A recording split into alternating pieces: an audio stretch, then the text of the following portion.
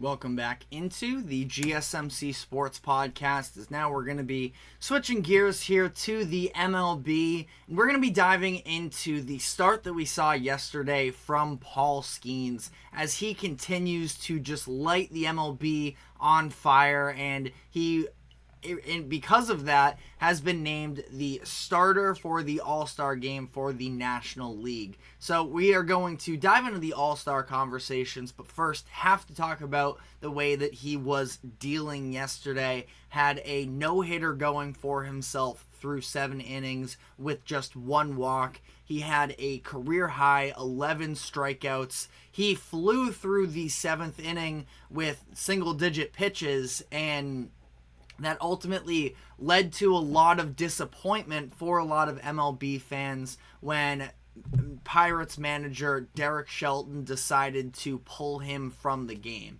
Now, Skeens threw just 99 pitches. We have seen him hit over 100 a number of times this season, and especially going back to college when he was at LSU, so it was a pretty surprising move at that point. Now, Shelton spoke about his decision after the game. He said, quote, "Everybody makes it about pitch counts. It was about where he was at. It was about trusting your eyes, trusting him." At that point in the game, like I mentioned, he did sort of cruise through that 7th inning, but obviously, manager on the field there, he saw the fatigue that was going on with Skeens. It's a 1-0 ball game at that point.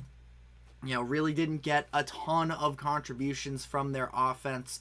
And Shelton's job is to win the game. So I understand what he feels like his obligation. Obviously, we're balancing a couple different things of, obviously, as fans, we are going to be selfish, and, Shelton himself is going to be selfish with trying to protect his job, but for whatever it's worth, it's also his job. Also, for whatever it's worth, the bottom of the order for Milwaukee was coming up, so that was part of what made this decision a little bit surprising.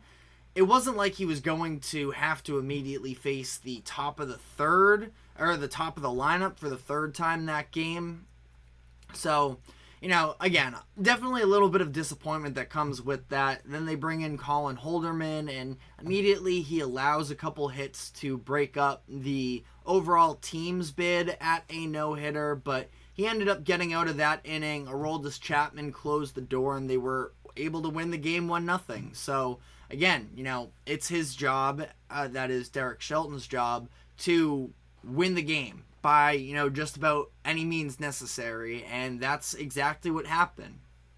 I'll be honest, I thought it was pretty lame, Skeens being this emerging potential face of the MLB, and to not let him play out this situation is definitely disappointing from a fan's perspective. Could have been a huge moment for the MLB, but, you look at overall, too, yes, Shelton's trying to win the game, but it's a long season. One game isn't going to make or break you, so I see the arguments on both sides of this. Ultimately, I do think that he's going to be an ace for the next decade plus, and he's going to have a number of different moments like this on the horizon, but part of what, plays into that as well is the fact that, Skeens needs to stay healthy. And we've seen all of these pitching injuries that have come in the MLB these past number of years. And I don't really mind, whether it's Shelton moving forward or whoever else is Paul Skeens' manager, of being a little bit more conservative with him and just making sure that they protect his arm and his body from himself, where I think it was at least 7 times he threw 120 pitches when he was at LSU. So he's somebody who's already been pretty physically taxed to at least some degree. And, moving forward here, I don't think that we need to necessarily rush Skeens to be anything more than he is, because he's already superb. And, for that reason, he was named an All-Star and is now officially the All-Star game starter for the National League. And he becomes the 5th pitcher in MLB history to ever, as a rookie, start the All-Star game. It's the first time that that's happened since 1995. And in my opinion, it is absolutely deserved. You do look, there are some very solid candidates in the National League. Most notably, I would say, is Chris Sale. You can throw Ronaldo Lopez in that conversation, as well as players who were also very much, in contention for that starting spot.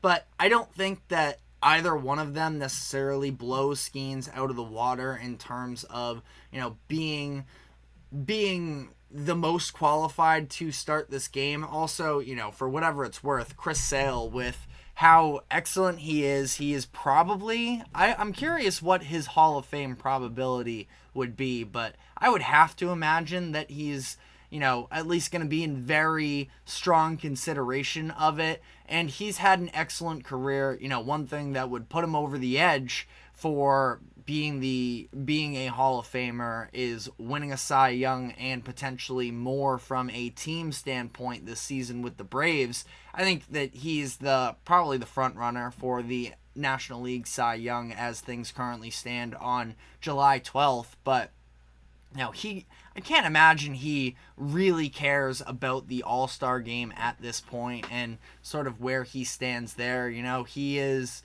been in the league for over a decade, and he is trying to, solidify his own legacy. That an All-Star game start means nothing to him at this point. And, Ronaldo Lopez also, I think he's at, a 1.8, something around that for an ERA. Now, he has a FIP over 3, so he's been on the luckier side this year. Still having an incredible season, first-time All-Star, but I just don't think that there is a solidified ace that clearly should have been the starter over Skeens. And this is a big moment for baseball, just generally speaking here. And, even besides the point that he is probably going to be, the face of the MLB, he also absolutely earned this as well. When you look at his season as a whole, after his start yesterday, he got his ERA under a 2. I think he's looking at a 1.9 right now. He has at least 7 strikeouts in 10 of his 11 starts. This is a stat from ESPN, which, sometimes these wordy ESPN stats are kind of nonsense, but I think that this one, means something, that he has the most strikeouts with a sub-2 ERA through 11 starts since ERA became an official statistic in 1913. He has just been absolutely dominant. And, it's been a pleasure to watch him. I think that this is important for the marketing of the MLB. That's kind of been a theme on this show the past week, is talking about the league doing things in order to, make themselves more appealing on a national front. And Skeens is going to be at the forefront if that is ever going to take place. So I think that you give him the runway and you let him shine. And for whatever it's worth as well, I think that it is very interesting when you look at the collection of number 1 draft picks that we have seen over the past year, and the level of instant success just about that we've seen. Where you go back to last summer, it was Victor Wembanyama being drafted by the Spurs, already, known as a top 20 player in the league, runner-up in Defensive Player of the Year, and is, going to be in All-NBA conversations probably next season. Connor Bedard, who is also one of these, elite level prospects that has the hockey world on fire as well. Getting Paul Skeens as the number 1 pick for the Pirates. And then, we'll see what happens here with Caleb Williams. You go back, a year ago, and Caleb Williams was seen as a little bit of a consensus generational talent among, college football experts and NFL draft experts. Now, maybe a little bit of a disappointing senior year, knocked off some of the shine with Caleb Williams, but still ended up going number 1 overall, is going into an incredible situation in Chicago, I would say. So, I mean, we have a chance to be, witnessing one of, and I keep in mind here at, 23 years old, I understand that maybe some of the historical drafts are, slipping my mind pre my time, but legitimately these could be, and again, I don't want to say this about Caleb Williams necessarily too much, considering we haven't even seen him take an NFL snap yet, but you are looking at 4 Hall of Fame potential prospects across the 4 major sports in America, and already we've seen 3 of them instantly produce. So, pressure's kind of on you, Caleb Williams, but at the same time, I don't want to get too ahead of myself with any of these prospects, but just something to kind of take into consideration as we look at this unbelievable stretch of number 1 picks. But let me know, out of that group, who do you have the most faith in to be an all-time talent? Who are you least confident in? And whether or not you think that I'm getting ahead of myself here, because, I mean, at least from the ones that I've really been focusing in on Skeens and Wembanyama, I mean, they absolutely have the talent to do so. You see the Bedard clips as well. I haven't necessarily, sat down and watched too many Blackhawks games this past year, but everybody in hockey is raving about him as well. So that is all we have on Skeens right now. We're going to be continuing on talking about baseball here, as I'm going to dive into some thoughts on the Boston Red Sox and where they are sitting here, as they are going to be approaching a massive weekend where they have the potential to